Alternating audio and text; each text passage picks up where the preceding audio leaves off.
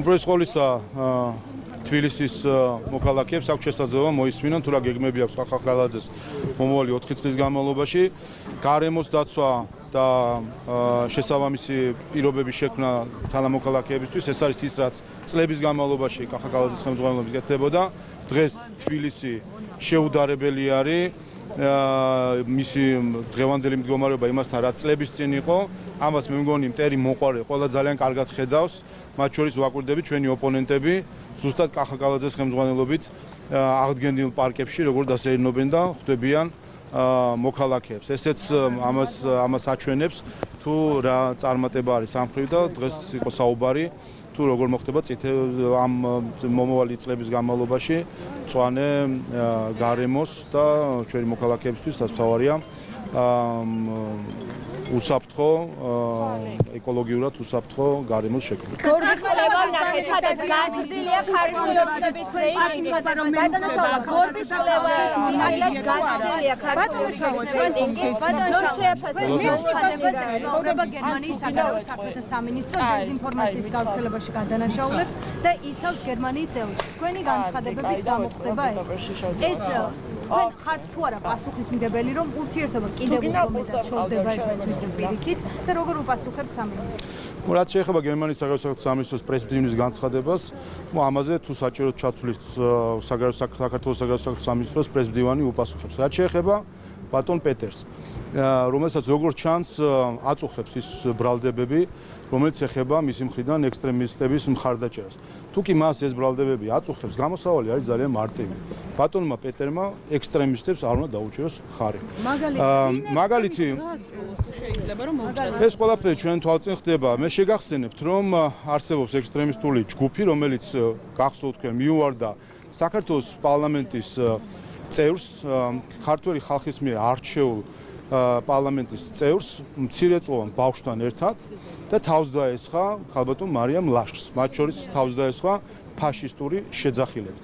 ამ ადამიანებს ამის შემდეგ ბატონი პეტერი შეხვდა თავისთან საელჩოში, გამოუცხადა მხარდაჭერა და თქვა, რომ ესენი არიან საქართველოს მომავალი, რომ საქართველოს მომავალი კარგ ხელშია მათი სახით. ამ შეხვედრიდან მეორე დღეს იგივე დაჯგუფება თავს დაესხა ქართული ოცნების თბილისის შტაბს, იქაც პოლიტიკური ძალადობით ფაშისტური შეძახილებით. ასე რომ თუ კი ბატონ პეტერს სურს რომ არ იყოს მის მიმართ ბრალდებები ექსტრემისტების მხარდაჭერასთან დაკავშირებით, ის ისევე საჯაროდ უნდა გაემიჯნოს ამ ექსტრემისტულ ჯგუფს, როგორც საჯაროდაც ხარი დაუჭირა მათ იმით რომ მიიღო საელჩოში და საჯარო განცხადებით დაუჭირა მხარი. ასე რომ ეს არის ამიტომ ეს არის ფაქტი. კიდევ ერთხელ გერმანიის საგარეო საქმეთა სამინისტროს პრეზიდენტის განცხადებას თუ საჭიროდ ჩათვლის საქართველოს საგარეო საქმეთა სამინისტროს პრეზიდენტი უპასუხებს. ბატონ პეტერთან დაკავშირებით მე გიპასუხებ. გორგის კვლევაზე დაკითხოთ, ქართული ოცნების რეიტინგი არის საგრძნობლად გაზრდილი, მოლოდინები რა არის და უბრალოდ საქმე რაში არის, ბატონი პეტერის ამგვარი ქცევა და ეს არ არის პირველი შემთხვევა. შეგახსენებთ, რომ ის ასევე გორში შეხვდა, ასევე ექსტრემისტულ ჯგუფს, გახსოვთ, ფონად იყო პლაკატი მონა და როდესაც ამის წახალისებას ხდება, ხედავთ შემდეგში ამის შედეგი რა არის. ზუსტად ამის შედეგი არის ის პოლიტიკურად მოტივირებული ძალადობა, რასაც ხედავთ ჩვენ ქართული ოცნების თბილისის შტაბთან. ასე რომ კიდევ ერთხელ ეს ყველაზე მეტად აზიანებს თავად გერმანიას.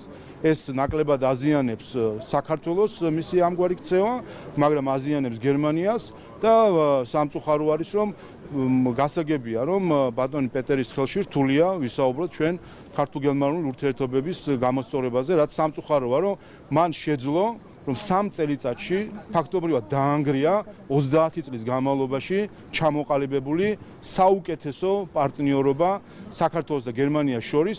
თქვენ იცით რომ ქართულ ხალხს აქვს განსაკუთრებული პატივისცემა გერმანიის სახელმწიფოს მიმართ, მათ შორის ჩვენი დამოუკიდებლობის აღდგენის პერიოდში იმ პერსონალური კავშირების გამო, რომელიც მაშინდელ ხელისუფლებას შორის არსებობდა და ასე შემდეგ, ბევრი სხვა გარემოს გამო და 3 წელიწადში ამ ადამიანმა მოახერხა რომ დაიყვანა ყველაზე დაბალ ნიშნულამდე ქართულ-გერმანული ურთიერთობა.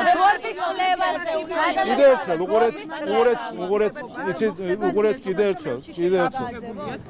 კიდევ ერთხელ ყველაზე მარტივი გამოსავალი არის ის, რომ მან როგორც საჯარო დაუჭირა მხარი აი ამ ჯგუფს, კონკრეტული ჯგუფი არის, რომელიც თავს ეძახის რაღაც ილიას უნივერსიტეტის რაღაცას, აი კონკრეტულ ჯგუფს, რომელიც თავს დაესხა მანამდე საქართველოს პარლამენტის წევრს და მისი მხარდაჭერა ამის შემდეგ მან მიიღო ისინი საელჩოში და თქვა, რომ აი ესენი არიან საქართველოს მომავალი, ის ხალხი, რომლებიც თავს ესხმის არჩეულ პარლამენტის წევრს მცირეწლოვან ბავშვთან ერთად ამას უწოდებს საქართველოს მომავალს, ამით შეგულიანებული წავიდნენ მერე და ქართული ოცნების საარჩევნო შტაბს დაესხნენ. გორბის კვლევაზე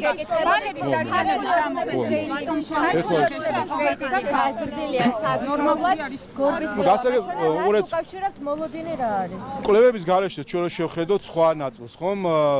დღეს უკვე დასრულდა რეგისტრაცია, მათ შორის კომისიებში დასახელება წევრების და ასე შემდეგ. ვნახეთ, რომ გახარია ლელოს ტანდემმა ვერ შეძლო კომისიებში 1600 წევრის მოძიება ვერ შეძლო დაესახელებინა. 28 ქალაქში კანდიდატი არ ყავთ და 430 მაჟორიტარი ვერ დაასახელეს ქვეყნის მასშტაბით.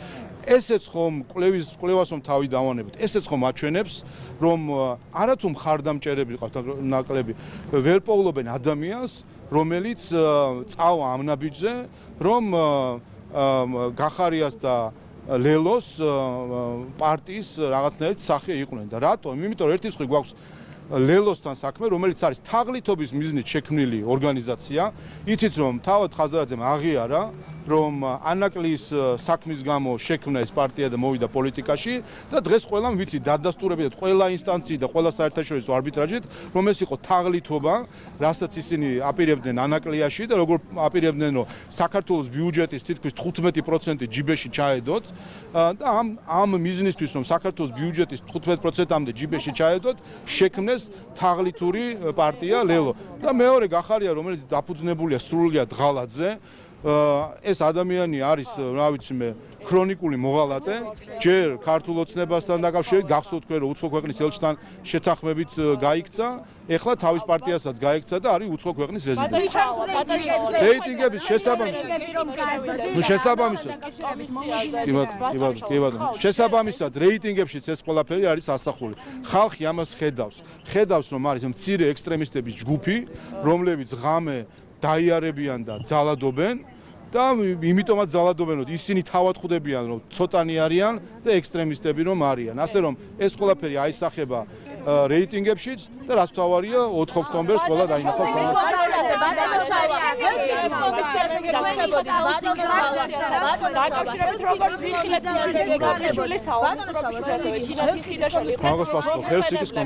რა მიზანი ჰქონდათ ამ მოხსენებლებს და მიაღწიეს ზოგადად რამდენიმე საკითხი იყო, ამ სხდომაზე კელი დეგნალის დანახვით მე მგონი ყველაფერი ნათელი გახდა. ერთადერთი ვინც უნდა დაეკითხა ამ კომისიას, თუ კი მართლა აინტერესებთ რაღაც პროცესების ახსნა, იყო ქალბატონი კელი დეგნალი. ის უნდა დაეკითხათ 2020 წლის პივიტის გაყალბების საკითხზე. ჩვენ დღეს ვიცით დადასტურებით, რომ ისვედმა გააყალბა პივიტი, ვიცით დადასტურებით, რომ USAID-მა იცოდა, რომ ეს პივიტი იყო ყალბი რიცხვები და დიდი ალბათობით 99%-ის გარანტიით შეგვიძლია ვთქვათ, რომ მაშინდელმა ელჩმა კელი დეგნალმა იცოდა, რომ იყო ყალბი რიცხვები და შეუძლებელია USAID-ის ზის საელჩოში არის სახელმწიფო სტრუქტურა და შეუძლებელია მათ დაემალა ელჩისთვის. თუ არა და მაშინ ესეც უნდა თქვას, რომ დამიმართა.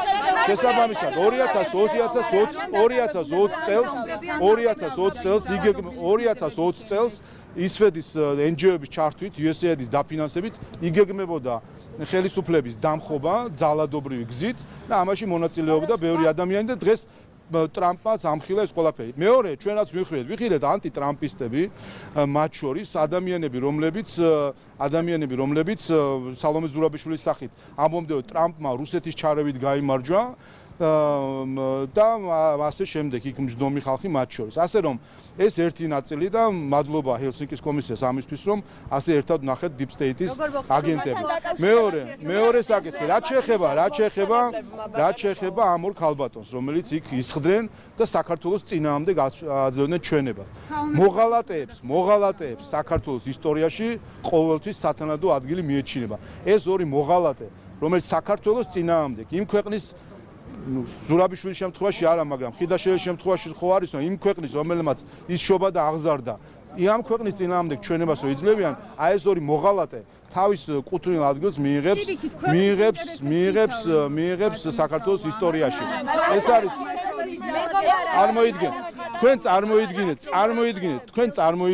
წარმოიდგინეთ ამერიკის ექს-პრეზიდენტი რომ ჩამოვიდეს და საქართველოს პარლამენტის საგამოძიებო კომისიაში მისცეს ჩვენება ამერიკის წინააღმდეგ. აი სინამდვილეში ეს არის აგენტის, ეს არის ყველა აგენტის ხვედრი და ყველამ უნდა ისწავლონ ხიდაშელის და ზურაბიშვილის მაგალითზე, როგორ ექცევიან აგენტებს. ჩაიყვანენ და აი ესე დღალას ჩაადერინებენ. აი ესე ყველა აგენტის ხვედრი.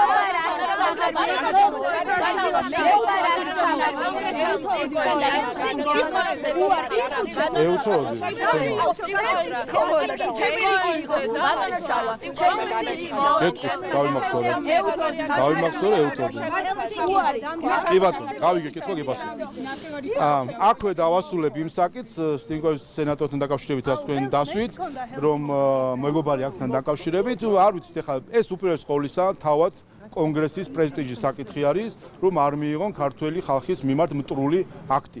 ასე რომ თუ არ მიიღებენ, მათთვის უკეთესი. რაც შეეხება ეუთო ოდირის ჩამოსვლა არ ჩამოსვლის საკითხი. ეს შედეგი რომ გითხრათ, იმიტომ რომ ოპოზიცია მუდმივად ამბობდნენ, რომ მიიღებდნენ, თუმცა ახლა გავიგეთ რომ არ უკვე საერთო ჯამში ეს არის თავად ამერიკის შეერთებული შტატების და კონგრესის პრესტიჟის საკითხი, რომ არ მიიღონ ქართველი ხალხის მიმართ მტრული აქტი. იმ ხალხის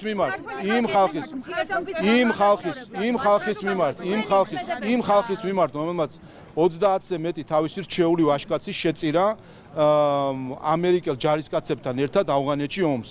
წინა ხაზზე მდგომი ქართველი ხალხი, როდესაც ნატოს წევრი ქვეყნების უმრავლესობა იმალებოდა ან თავის ქვეყანაში, ან შტაბში, ჩვენი ქართველი ხალხი გაყვა მათ ამ ომში და ამ ხალხის წინააღმდეგ მტრული აქტის მიღება უპირველეს ყოვლისა კონგრესის პრესტიჟს დაარტყავს. ასე რომ კარგია თუ არ მიიღებს. რაც შეეხება ეუთო ოდირის საკითხს.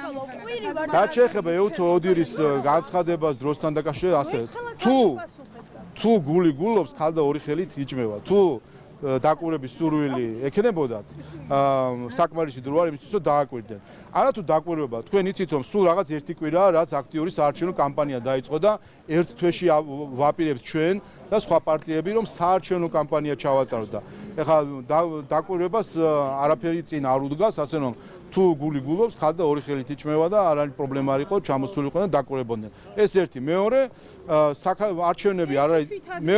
მეორე მათ შორის მინდა შვედეთის გუშინ ვნახე შვედეთის საგარეო საქმეთა სამინისტრო ერთი წამი. შვედეთის საგარეო საქმეთა სამინისტროს განცხადება იყო რაღაც წუხან რომ დაკვირვებას ვერ შედეს ეუთო. მოსახლეობას ვეტყვი რომ შვედეთში არც ერთხელ არ მოუწევია ეუთო ოდირი ადგილობრივ არჩევნებზე დასაკვირვებლად. ისტორიაში არც ერთხელ. არასდროს არ მოუწევია. ეს ერთი. მეორე, შვედეთის საგარეო საქმეთა სამინისტროს კომპეტენცია არ არის სხვა ქვეყნის არჩევნები, არანაირად არ ეხება შვედეთის საგარეო საქმეთა სამინისტროს საქართველოს არჩევნებში ვინ დააკვირდება და ვინ არა. და მესამე შვედეთის ხელისუფლების წარმომადგენელი ერიკ ოტოსონი 2024 წლის 11 ნოემბერს თუ 12 ნოემბერს იდგა აქ ანტისამთავრობო არჩევნების შემდეგ, იდგა ანტისამთავრობო მიტინგზე, არ აღიარებდა ეუთო ოდირის დასკვნას შვედეთის ხელისუფლების წარმომადგენელი და მოუწოდებდა და არა შვედეთის ხელისუფლების წარმომადგენელი ერიკ ოტოსონი საქართველოს რადიკალ ოპოზიციას მოუწოდებდა მაიდნისკენ ერიკ შვედეთის ხელისუფლების წარმომადგენელი. დღემდე შვედეთის საგარეო სამინისტრო არ გამიჯნია ამ მოწოდებას ძალადობრივი დამხობისკენ. ასე რომ, რა თქმა უნდა, ეს არის ფარისეულური განცხადება, ამას უნდა ვთქვი. ხო, რაც შეეხება, აი ეს საკითხი და მორჩები. ბოლო საკითხი.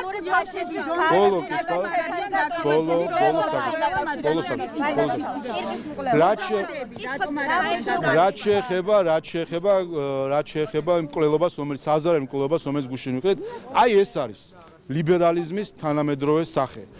და ზუსტად ეს არის რაც ხდება საქართველოში. ეს არის რაც ხდება. ეს არის ზუსტად ლიბერალიზმის თანამედროვე სახე. დღეს როცა ცდილობენ ლიბერალიზმი თანამედროვე ლიბერალიზმთან გაიგიონ ილია ჭავჭავაძე. ილია ჭავჭავაძე კი არა, ბერბიჭაშვილების შთამომავლები არიან თანამედროვე ლიბერალები საქართველოში, რომელიც არიან ნაწილი ამ ლიბერალური ინტერნაციონალის, რომელიც მთავარი იარაღი არის ძალადობა. სიტყვით ძალადობა, ფიზიკური ძალადობა და ამას ვხედავთ ყველგან. მთელს მსოფლიოში, სადაც ისინი მოძლიერებული არიან და ზუსტად ეს უნდათ საქართველოშიც დაამკვიდრონ. ეს ორკების ღამის თარეში, რაც თბილისში ხდება, მივარდნები დედის გინება პროტესტია?